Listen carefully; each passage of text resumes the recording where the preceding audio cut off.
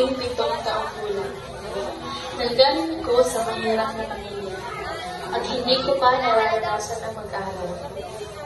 Araw-araw ay lumalabas na ako upang makipaglaro sa aking kaibigan, si Cheche.